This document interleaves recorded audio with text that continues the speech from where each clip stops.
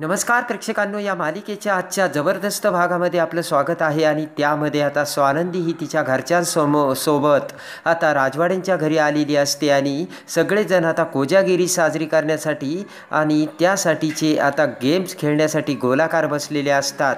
तर तेवढ्यात आता आदिरा ही रोहनला पलीकडच्या बाजूने बसावयास सांगते आणि त्यानंतर आदिरा समरकडे बघत म्हणते की पिंट्या दादा, आता तू नंदुताई शेजारी बसायचं आणि या पुढे तुझी जागा कायम तिथेच तिच्या शेजारी असणार आहे.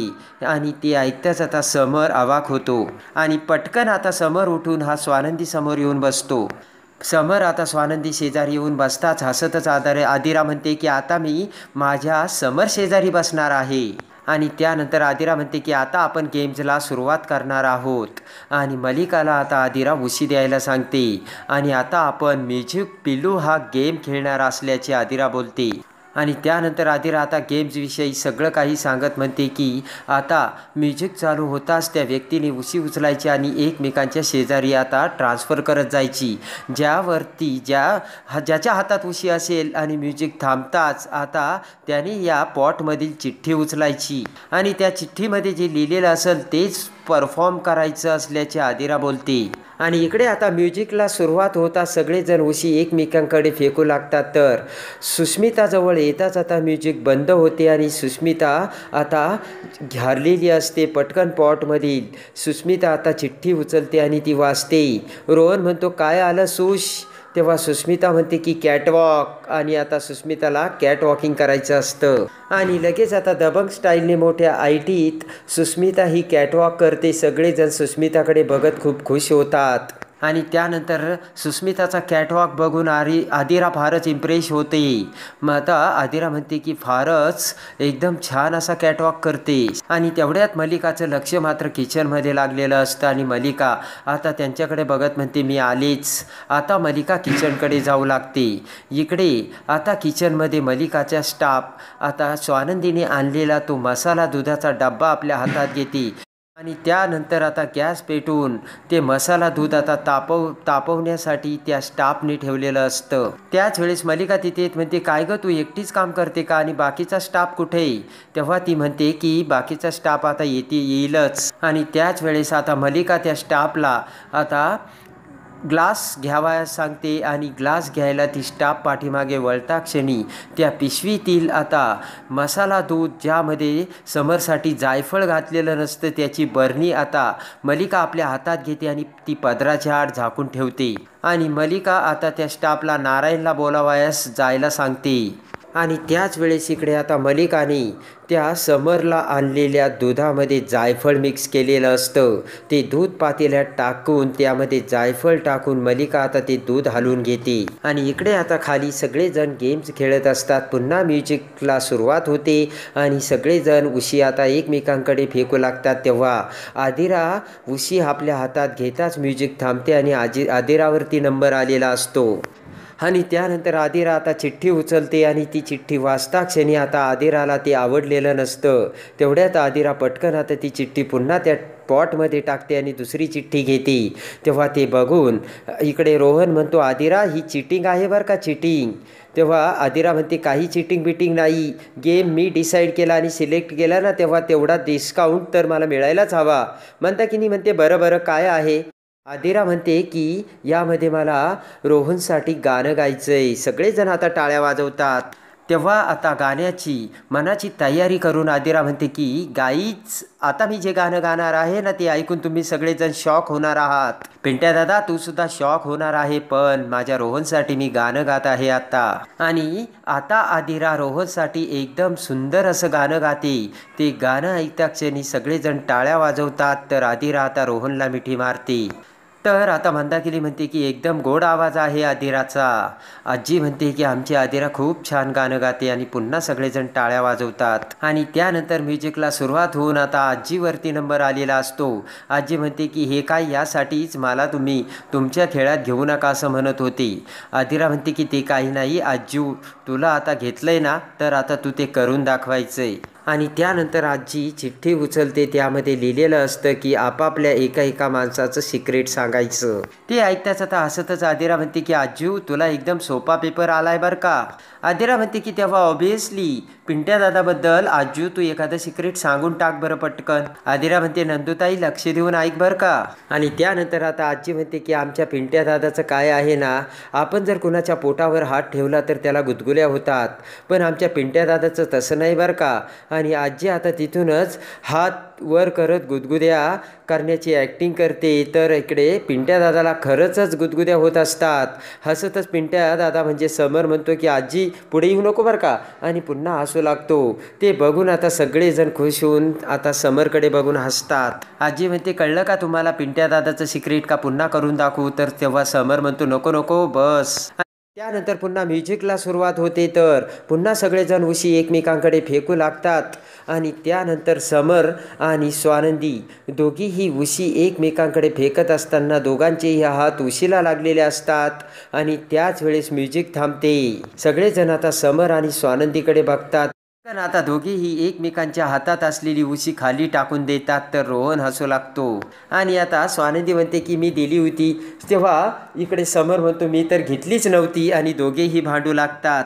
आणि त्यानंतर आता तोंडाला हात लावून इकडे पटकन आता आदिरा म्हणते की तुम्ही दोघं किती क्यूट भांडता. आणि त्यानंतर आदिरा म्हणते काही नाही आता दोघांनी ही चिठ्ठी काढायची. तेव्हा समर आणि स्वानंदी दोघेही आता चिठ्ठी काढतात. तेव्हा आदिरा म्हणते की दोन दोन चिठ्ठ्या काढायची नाही, दोघां मिळून एकच चिठ्ठी काढायची. आणि आता समर उचलून चिठ्ठी काढतो आणि ती चिठ्ठी उघडून वाचतो. तर ती चिठ्ठी आता समर हा स्वानंदीकडे देतो. स्वानंदीसुद्धा आता ती चिठ्ठी वाचते. पटकन समर म्हणतो की आता मला मीटिंग आहे बरं का, मला जायचं आहे. आदिरा म्हणते पिंट्या दादा अजिबात असं चालणार नाही आहे. आदिरा म्हणते की अशी चिटिंग करायची नाही. आणि काय लिहिलंय रे पिंट्या दादा चिठ्ठीत. तेव्हा लगेच समर म्हणतो की डान्स परफॉर्म करायचा. आणि ती ऐकताच आदिरा म्हणते कमॉन आता दोघांनीही डान्स करायचा आहे. आता इकडे पटकन आदिरा म्हणते की हे दोघं ना असे ऐकणार नाहीये. रोहन चल बरं हो तू पुढे. तर रोहन आता त्यांच्या समोर येतो. आणि रोहन आणि आदिरा दोघेही आता त्यांच्या समोर येऊन डान्स कसा करायचा हे त्यांना दाखवून पुन्हा त्यांच्या जागेवर जाऊन बसतात. आणि त्यानंतर आता समर हा त्याचा हात डान्स करण्यासाठी स्वानंदी समोर धरतो. तर स्वानंदी तिचा हात समरच्या हातात देते. आणि दोघेही एकमेकांकडे एकटक नजरेने प्रेमाच्या नजरेने बघू लागतात. आणि त्याच वेळेस आता समर त्याच्या खिशातील सॅनिटायझर काढून तो त्याच्या आणि स्वानंदीच्या हातावर मारतो. पटकन स्वानंदी हात मागे घेते. आणि त्यानंतर स्वानंदी प्रेमाने समरच्या छातीवर हात ठेवते. तर समर स्वानंदीचा दुसरा हात आपल्या हातात घेतो. आणि त्याच वेळेस रोहनच्या मिठीत असलेली आदिरा आता तिचा मोबाईल काढून दोघांचाही छान फोटो घेऊन फोटो सेशन करते. तेव्हा आता सुस्मिता पुढे येत स्वानंदीचा हात समरच्या खांद्यावर ठेवते. आणि दुसरा हात समरने स्वानंदी सोबत डान्स करायला घेतलेला असतो. आणि त्यानंतर आता एका सुंदर गाण्यावरती समर आणि स्वानंदी दोघेही डान्स करतात. आणि पुन्हा आता समरच्या खांद्यावर हात ठेवून इकडे स्वानंदी ही खूप दबंग स्टाईलने डान्स करते.